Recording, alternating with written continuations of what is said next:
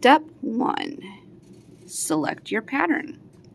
I got this one on sale probably over at Joann's at some point. I picked it up not actually intending to make the suit, but I liked how they did the cowl. Most of the times when I see the ready-to-make stuff, the cowls are really horrible, actually. So I wanted to pick it up in case I felt like making my own.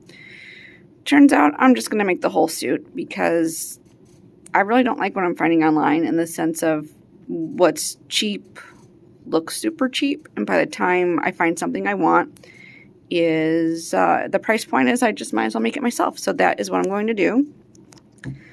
I did, take a look at the notions and figure out my sizing and everything, and I'm not going to follow the pattern exactly as an FYI. There's definitely some adjustments I want to make as a personal preference that maybe I'll get into later in this video. Step 2 is to look at your directions, which I know is a hard concept for people like myself, but I'm getting better at it, I promise.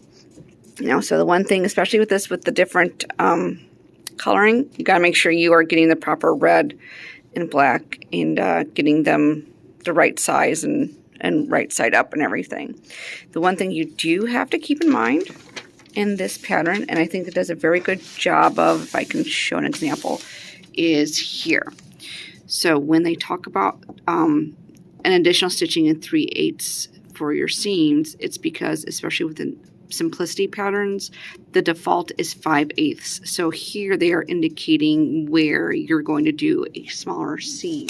And they've actually done a pretty good job in different spots letting you know to switch it up. There's also notes on the patterns itself, so if you're not too sure what they're referring to, you will see what they mean. Step 3 is your material. Now for Harley Quinn, what I made sure to do is I got this very thick spandex. It's a 4-way stretch, which is really important because it doesn't matter too much how you're going to cut your patterns out. There's some fabric out there that's a 2-way stretch, so you got to be a little bit careful about that. And then what I liked about this material is that it was on sale. The red here was on clearance for 50% off, and then 30% off of that. And the black turned out to be on sale too. I just don't remember what, because it wasn't marked by the fabric itself. So that is part of it. And then with here, what I did for the white, I found in the remnants this vinyl for the collar that I really like the stiffness of, and I like how bright it is, and I like how it contrasts with the spandex. So those were my fabric choices.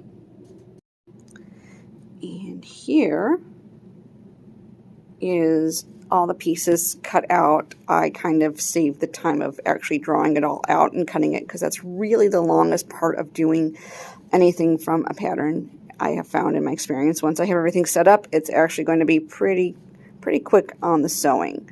So that is how everything is pieced out, and this little bit over here.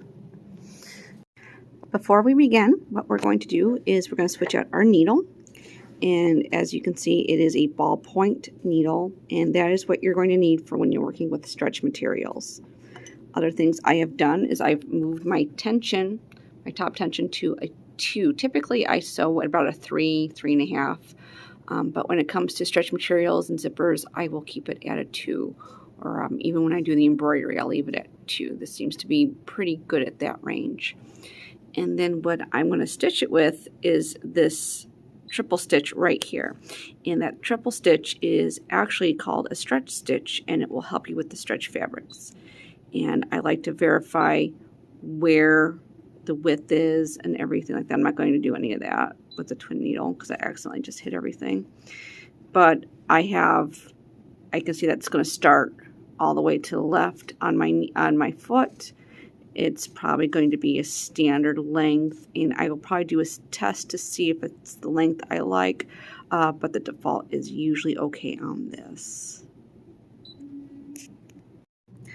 So now I'm going to demonstrate the stretch stitch just to kind of show you how it looks and goes. So I'm going to try to do this one-handed on this little scrap just to kind of give you an idea of how it's going to go.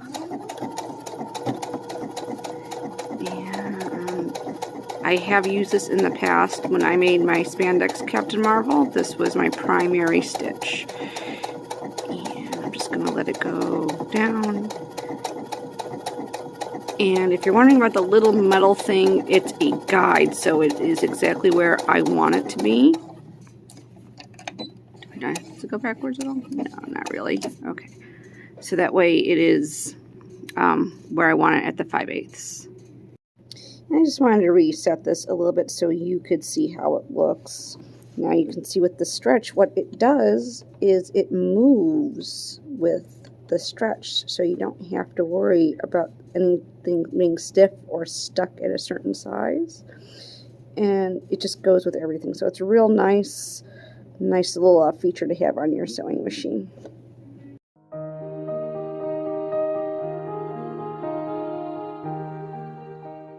Moving on to some progress pictures. We're going to start out with just the bodice. That was the first thing I went with the suit. And now here is the full suit, and I do apologize for the very obvious bathroom shot, but I really like the huge mirrors and I thought that would help me out a little. The collar I kind of messed up on. I followed the outline of the pattern rather than the stitch line, but I had a lot of people tell me that they liked how it looked, so I'm going to go with it for now and maybe retry it later. The shoes I got off of Amazon, and they're the wrong colorway. So I tried them out for a day just to make sure they were worth keeping, and then I covered them up with the leftover material I had from the suit. The cowl, which is one of the reasons why I wanted to do the costume in the first place. I see a lot of people don't do it for whatever reason, so I wanted to make sure I had it. This mask and wig I already had from previous Harley Quinn costumes I have, and in this picture you see my old cuffs that I, again, also bought from Spirit on clearance for another version of the costume I have. And these are the cuffs I ordered from Amazon, and they come in with ties, so I cut those off and put Velcro in its place so it looks a lot neater.